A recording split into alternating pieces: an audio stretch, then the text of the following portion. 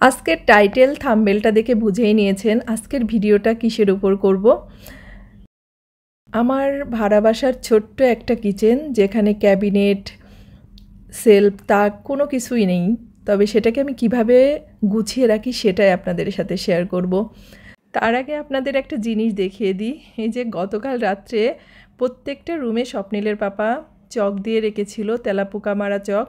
তো সকালবেলা দেখেন কতগুলো তেলাপোকা পেয়েছি। এগুলো সবই হচ্ছে বাইরে থেকে আসে, সারাদিন একটাকেও দেখি না বা রাত্রেও দেখা যায় না। নমস্কার, আমি লিপি সাহা। হ্যালো এভরিওয়ান, কী অবস্থা, কেমন আছেন সবাই? আশা করছি খুব খুব ভালো আছেন সবাই। আমরাও ভালো আছি আপনাদের আশীর্বাদে, ঈশ্বরের কৃপায়। আর আপনারা যেখান থেকে আমার ভিডিওটা দেখছেন সবাইকে অনেক অনেক ওয়েলকাম। আশা করছি ভিডিওটা ভালো লাগবে আপনাদের। আর যাদের আমার মতো ছোট্ট কিচেন, তারা কিভাবে অর্গানাইজ করবেন সেটা হয়তো বুঝতে পারছেন না, তবে আজকের ভিডিওটা দেখলে হয়তো একটু হলেও আইডিয়াটা পাবেন। এই দিকে আমি দুইটা মগ রেখেছি, একটা সিরামিকের, একটা স্টিলের। একটার মধ্যে রেখেছি হাতা, খুন্তি এগুলো, আর একটার মধ্যে রেখেছি ছোট কাঁটা চামচ, ছোট চামচ, তারপরে হ্যান্ড মিক্সার যেগুলো আছে সেগুলা। আর আমি সবসময়ই চেষ্টা করি রান্নাঘরে খুবই কম জিনিস রাখতে, মানে থালা বাসন এগুলার কথা বলছি, কারণ আমার মনে হয় যতটুকু লাগবে ফ্যামিলিতে লোক সংখ্যা বা আমরা যারা আছি হাউসওয়াইফরা, আমরা বুঝতে পারি যে কী পরিমাণ জিনিস হলে আমার দিনের কাজগুলো হয়ে যাবে। ঠিক আমি ততটুকুই রাখি যাতে সেগুলোকে মেনটেন করতে আমার নিজেরই কষ্ট না হয়।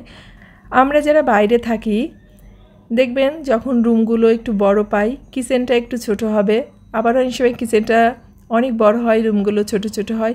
আসলে নিজেদের মনের মতো সেইভাবে বাসাটা পাই না, তখন তো আসলে কোনো অভিযোগ করার জায়গা থাকে না। তখন যেভাবে পাই, যতটুকু পাই ততটুকুই সেভাবেই গুছিয়ে রাখতে হয়। আর এই যে এপাশে থালা বাসনগুলো দেখছেন, এগুলো প্রতিদিনই রাত্রে খাওয়া দাওয়ার পর এপাশে একটা ঝুড়ি রেখে দিয়েছি, তো তার মধ্যে ধুয়ে রাখি।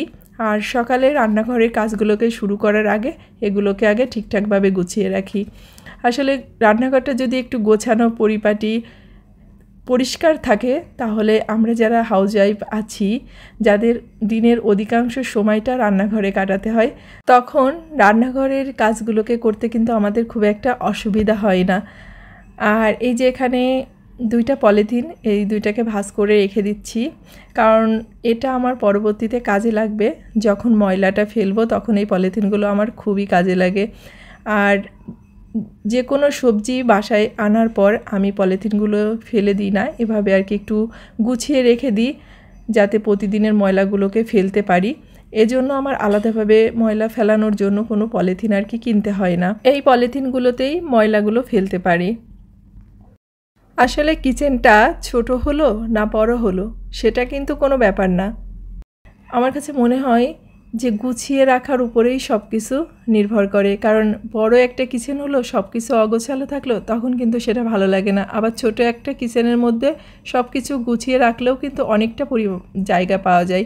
আর আমার কিচেনটা যেহেতু ছোট, তো আমি আর কি এভাবেই একটু গুছিয়ে রাখি। আর এভাবে গুছিয়ে রাখলে আমার কাছে মনে হয় একটু কমফোর্ট লাগে। মানে আমি অনেক ঘিঞ্জি বা অতিরিক্ত জিনিসপত্র না খুব একটা পছন্দ করি না।